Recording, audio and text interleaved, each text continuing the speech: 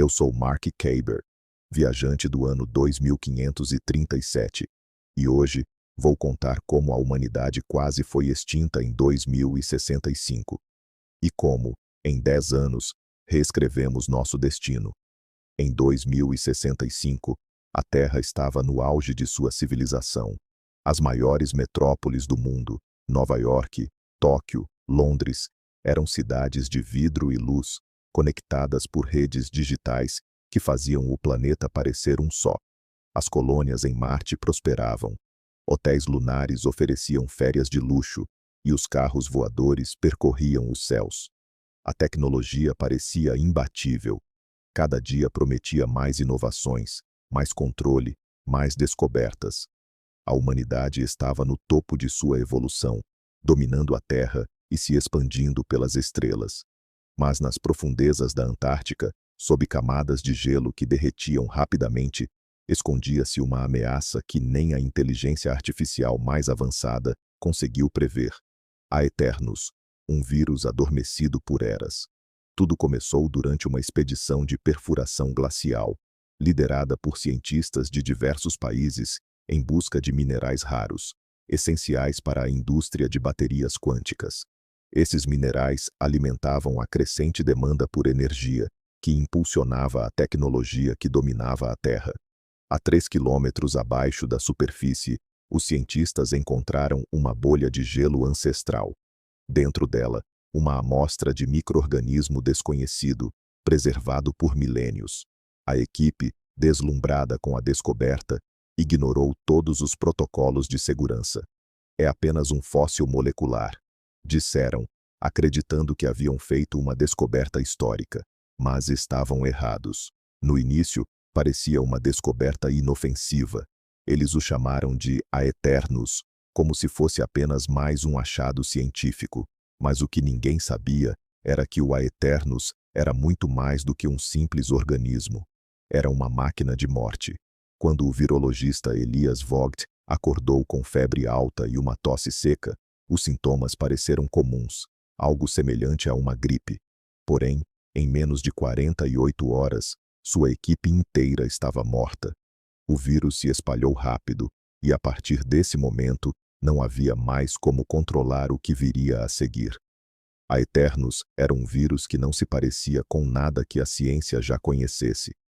Era uma forma de vida antiga, com propriedades completamente únicas. Ele não apenas infectava os seres humanos com uma velocidade surpreendente, mas também se adaptava às suas defesas naturais de forma mais eficiente que qualquer vírus conhecido.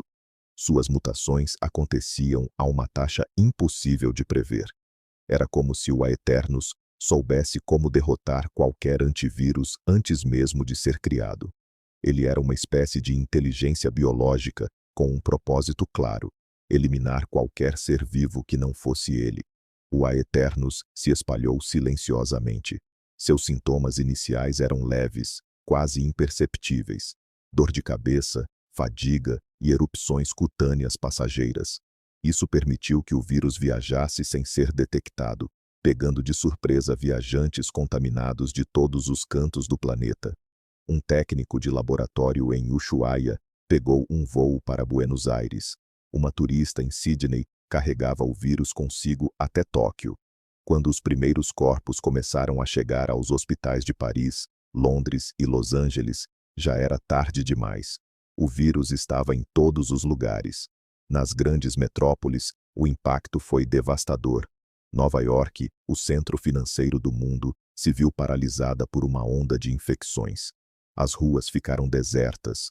Os arranha-céus de vidro refletiam apenas o vazio. Nas primeiras semanas, o vírus varreu bairros inteiros, as sirenes das ambulâncias ecoando pelas ruas vazias. As autoridades tentaram bloquear as áreas mais afetadas, mas o vírus não respeitava barreiras. Em Tóquio, a situação foi ainda mais dramática. A cidade, conhecida por sua rapidez e eficiência, entrou em colapso. O transporte público foi suspenso e os arranha-céus se tornaram túmulos vazios.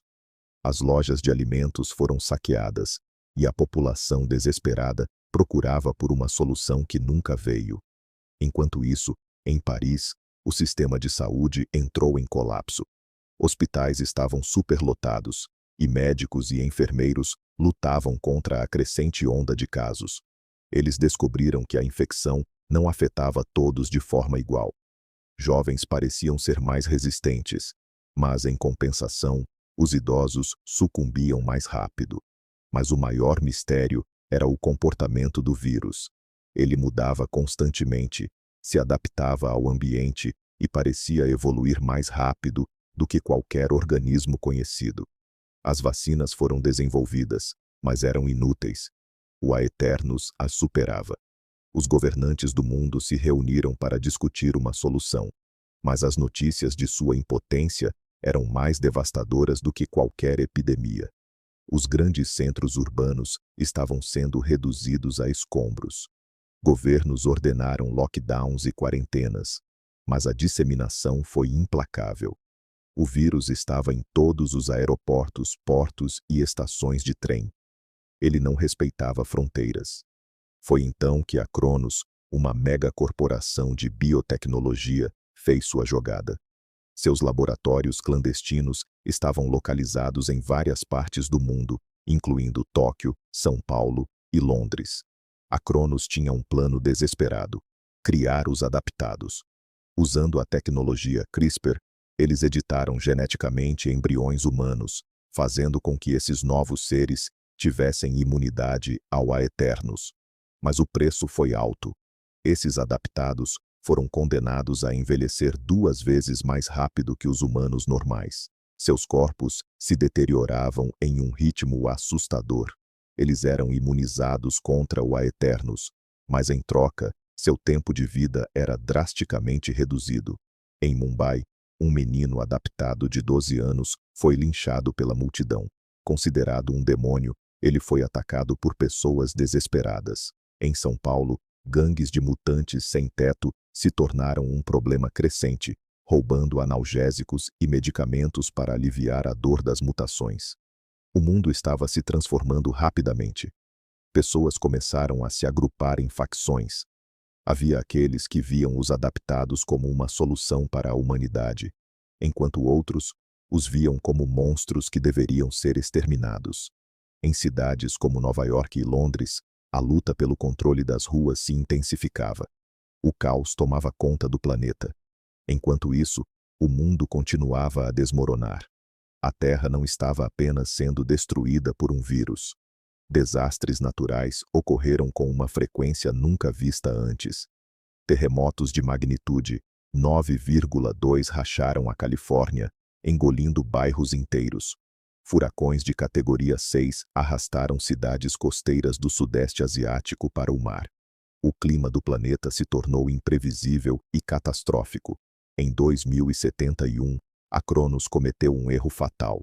Durante uma experiência em uma de suas instalações na Antártica, eles liberaram uma nova variante do Aeternus, o Aeternus X. Esta variante se espalhou ainda mais rapidamente e começou a infectar até mesmo os adaptados. O mundo já estava em ruínas, e agora o que restava da população humana estava sendo dizimado. Mas, no fundo do abismo, uma nova esperança surgiu. Amara Kael, uma mulher adaptada, possuía a habilidade rara de ver o DNA humano como uma paleta de cores. Ela era capaz de identificar padrões genéticos com uma precisão única, algo que os cientistas não haviam sido capazes de fazer. Ela reuniu engenheiros genéticos, sobreviventes e até ex-funcionários da Cronos para criar o Projeto Aurora. Seu objetivo era restaurar o planeta. O Projeto Aurora começou com o cultivo de algas modificadas que absorviam CO2 e poluentes do ar. Em poucos anos, essas algas começaram a regenerar o solo, que havia sido envenenado pela atividade humana. Florestas carbonizadas começaram a voltar à vida. Novas formas de vida floresceram, adaptadas ao novo ambiente. O céu, que antes estava constantemente encoberto por nuvens escuras, voltou a ser azul. As cidades começaram a ser reconstruídas. Em Nova York, um projeto ambicioso criou Neo Atlântida, uma cidade flutuante feita de titânio, alimentada pela energia das marés. Ela foi projetada para ser uma cidade que respeitasse o meio ambiente, onde humanos e adaptados poderiam coexistir sem preconceitos. Na Amazônia, rebatizada como Biohaven, os humanos e os adaptados começaram a viver em harmonia. A convivência não era fácil, mas havia tribunais que trabalhavam para erradicar a discriminação genética. A Cronos foi dissolvida, e seus líderes foram executados por crimes contra a humanidade. Uma nova ordem havia surgido, uma que colocava a sustentabilidade e a convivência entre as espécies como prioridades. Hoje, em 2537, as cicatrizes ainda estão presentes. Nas ruínas de Londres, placas de aço gravam os nomes daqueles que morreram nos corredores dos hospitais, vítimas do Aeternus. Em Neo-Atlântida, as crianças estudam nas escolas para nunca esquecerem o que aconteceu, para que o erro nunca mais se repita.